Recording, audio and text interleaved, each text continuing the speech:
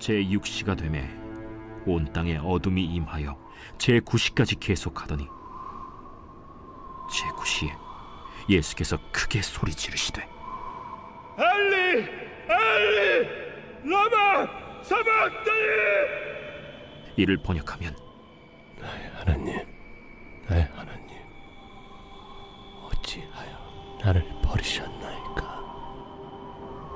하는 뜻이라. 곁에 섰던 자 중 어떤 이들이 듣고 보라, 엘리야를 부른다.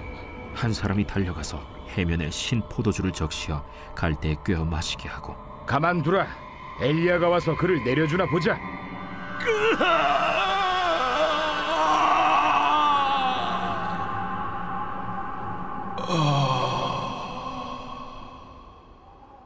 예수께서 큰 소리를 지르시고 숨지시니라.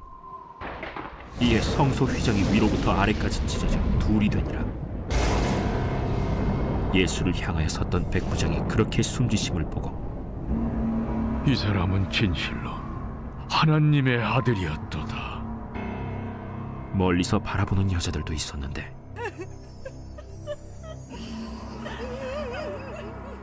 그 중에 막달라 마리아와 또 작은 야고보와 요새의 어머니 마리아와 또 살로메가 있었으니 이들은 예수께서 갈릴리에 계실 때에 따르며 섬기던 자들이요 또 이외에 예수와 함께 예루살렘에 올라온 여자들도 많이 있었더라.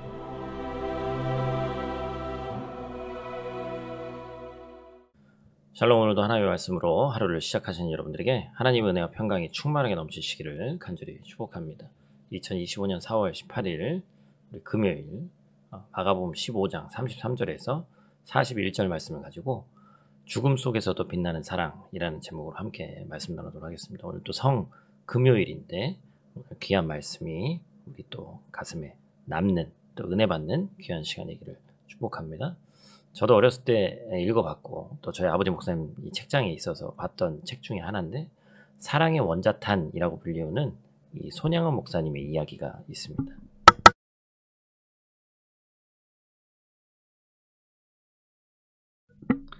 이 1938년에 평양신학교를 졸업하신 후에 이 전도사가 된 손양원 목사님이 1939년 전라남도 여수에 있는 애양원 교회 청빙을 받으셨어요. 이곳은 한센병 환자들을 위해 치료와 수용시설이 있었죠. 그 당시 일화 중 하나가 환자들 중 상태가 심한 환자들만 격리해 놓은 방이 있었습니다.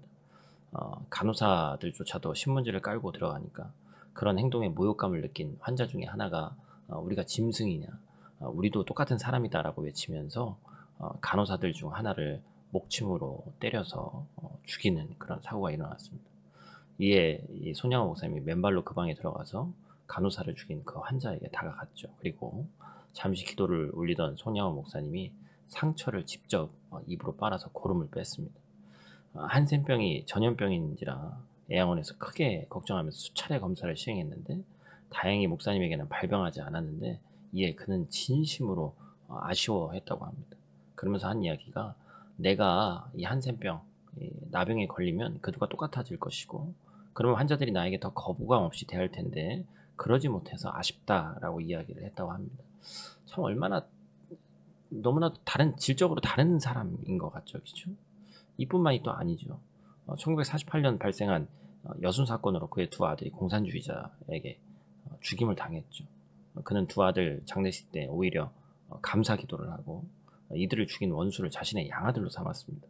또한 6.25 전쟁 중에 돌봐줄 사람이 없는 애양원 환자들을 버리고 갈 수 없었기 때문에 피난을 포기했고 6.25 전쟁 중에 하나님 나라에 가셨죠. 이처럼 그는 원수마저도 사랑으로 품었기 때문에 우리들에게 지금 육신은 보이지 않지만 영원한 귀감이 되고 있습니다. 그런데 여러분, 무엇이 손양원 목사님으로 하여금 원수마저 사랑하게 만들었을까요? 그냥 인격적으로 뛰어난 사람이었을까요? 바로 목사님을 먼저 사랑하신 예수님의 사랑이 있었기 때문에 그것이 가능한 일이었다는 것이죠. 그 불가능한 일을 가능케 하신 일이 우리 주님이시지 않습니까? 죽음 속에서도 빛나는 예수님의 사랑이 손양원 목사님에게 있었기 때문에, 그리고 그것을 알았기 때문에 목사님도 그런 삶을 살 수 있었던 것이죠. 오늘 본문은 죽음 속에서도 우리를 사랑하신 예수님의 모습을 담고 있습니다. 오늘 말씀을 통해서 그 주님을 여러분의 마음속에 다시 한번 깊이 새기는 시간 되기를 간절히 축복합니다. 오늘 본문 말씀 통해서 첫 번째로 기억해야 될 것은 죄는 하나님과의 영원한 단절을 가져다 준다라는 것입니다. 34절 말씀 한번 같이 읽겠습니다. 제9시에 예수께서 크게 소리 지르시되 엘리 엘리 나마 사박다니 하시니 이를 번역하면 나의 하나님 어찌하여 나를 버리셨나이까 하는 뜻이라. 주님이 왜 이렇게 하나님께 부르짖으셨죠? 그것은 주님께서 인류의 모든 죄를 짊어지고 죽으시는 순간 하나님과의 단절을 반드시 경험해야 되기 때문에 그렇습니다. 하나님은 비록 주님이 그분의 아들이었지만 주님께서 모든 인류의 죄의 짐을 짊어지셨기 때문에 그를 죄인으로 취급해서 버리셨죠. 우리는 이 사실을 통해 죄의 심각성을 더욱 깨달아야 됩니다. 죄는 하나님과 우리 사이를 단절시키는 장애물과도 같습니다. 그렇기 때문에 이사야 선지자도 이사야 59장 2절에서 다음과 같이 말씀합니다. 또 같이 읽겠습니다. 오직 너희 죄악이 너희와 너희 하나님 사이를 갈라놓았고 너희 죄가 그의 얼굴을 가리어서 너희에게서 듣지 않으시게 함이니라. 무슨 얘기예요? 우리가 죄를 두려워해야 되는 이유가 있는데 그것이 우리로 하나님과의 소통을 불가능하게 만들기 때문이다라는 것이죠. 죄가 이처럼 무서운 파괴력이 있기 때문에 성도는 죄를 두려워하고 그것을 멀리하고 피해야 한다라는 것입니다. 아담과 하와는 에덴 동산에서 행복한 나날을 보내다가 어느 날 죄가 그들 속에 들어오자 상황이 갑자기 반전되고 말았습니다. 그들이 누리는 행복이 사라졌어요. 그리고 에덴에서 쫓겨나서 다시는 그리로 갈 수 없었는데 이것이 바로 하나님과의 만남, 교통이 단절된 사람들의 모습이다라는 것이죠. 오늘날 죄악의 낙을 누리는 사람들의 모습도 이와 비슷합니다. 그들은 세상에 소망을 두고 열심히 살면서 성공했다라는 평가도 받고 칭찬도 받습니다. 하지만 하나님과 단절된 사람들은 마음 가운데 진정한 평화가 없고 만족을 누리지 못한다는 걸 너무나도 우리도 잘 알고 있죠. 영원한 생명을 얻지 못하는 건 당연한 것입니다. 그것을 우리가 잊지 않는 저와 여러분들 되시기를 간절히 축복합니다. 두 번째로 기억할 것은 십자가는 하나님의 사랑을 우리에게 보여주는 것이다 라는 것입니다. 이렇게 하나님과 단절되어서 마음 가운데 참 평화가 없고 만족을 누리지 못하고 영원한 생명을 얻지 못하는 자들 위해서 우리 주님께서 이 땅에 오셔서 십자가를 지셨죠.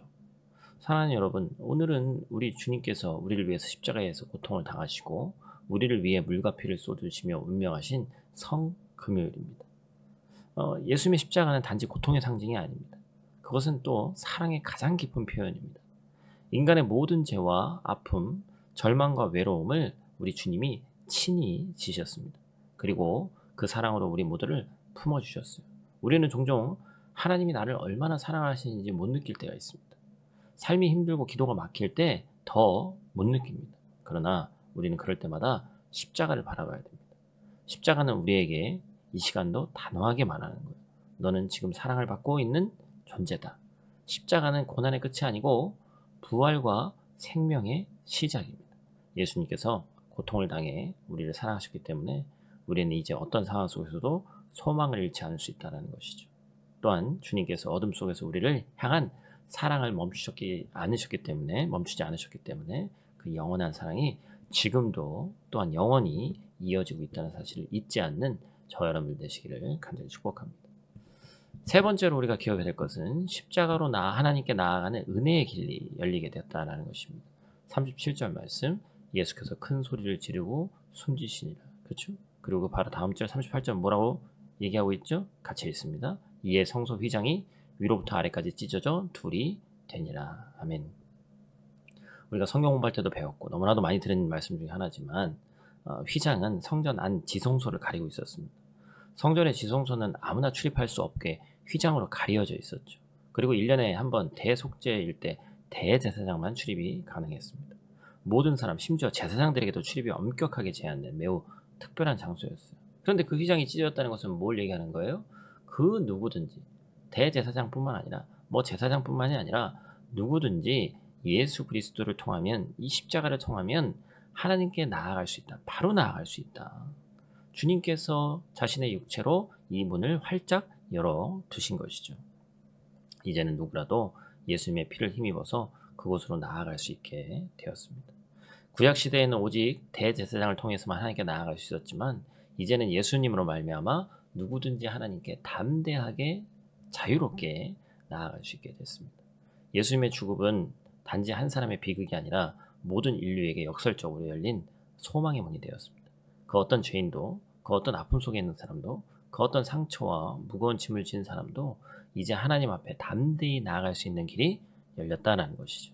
사랑하는 여러분, 혹시 지금 마음속에 나는 하나님께 나아가기에는 너무 부족한 사람이다 라는 생각이 드시는 분이 있을 수도 있습니다. 그렇다면 오늘 이 말씀을 기억하시길 바라요.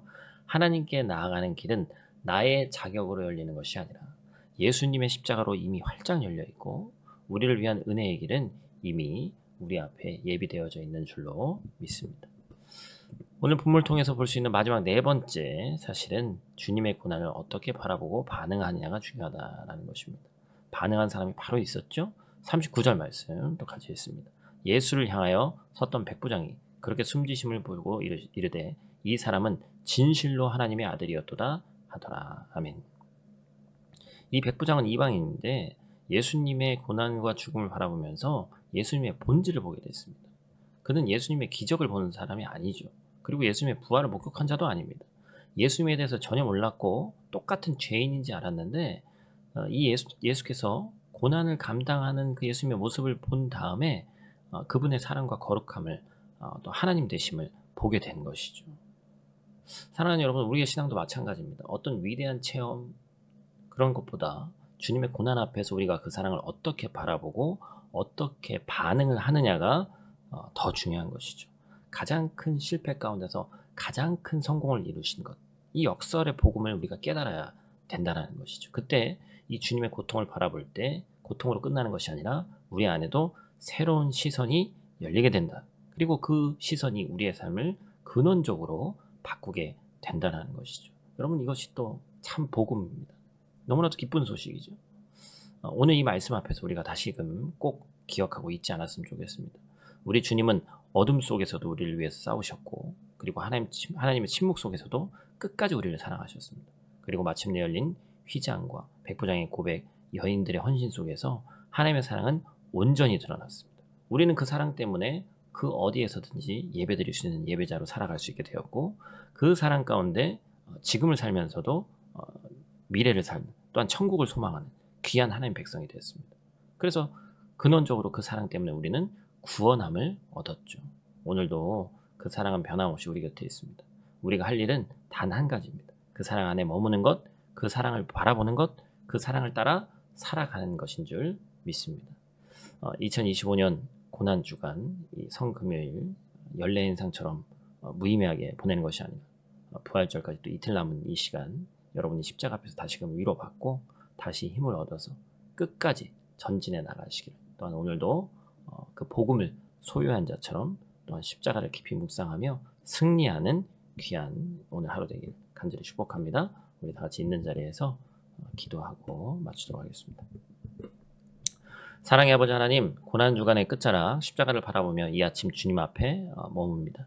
어둠 속에서도 멈추지 않으셨던 그 사랑, 하나님의 침묵 속에서도 포기하지 않으셨던 그 구원의 열정을 기억하는, 깊이 묵상하는 오늘 하루 될 수 있도록 하나님 도와주시옵소서. 죄로 인해 하나님과 단절되었던 우리를 위해서 주님 스스로 버림받으시고 휘장을 찢어 하나님께 나아가는 길을 활짝 열어주셨습니다. 우리는 너무나도 부족하지만 주님의 십자가 사건 앞에서 다시금 용기를 내어서 일어서기를 원합니다. 나의 자격이 아니라 주님의 피로 열린 그 길을 따라서 오늘도 담대히 하나님께 나아갈 수 있는 믿음을 더하여 주시옵소서. 로마 백부장이 주님의 고난 속에서 진정한 하나님의 아들을 보았던 것처럼 우리도 이 고난의 성금요일 아침 그 사랑의 깊이를 다시 바라볼 수 있도록 도와주시고 남은 이 고난주간 주님의 사랑 안에 머물면서 부활의 참 소망을 또 소원하는, 기다리는, 붙드는 하루 될 수 있도록 하나님 도와주시옵소서. 우리의 구원자 되신 예수님 귀하신 이름으로 기도드립니다. 아멘.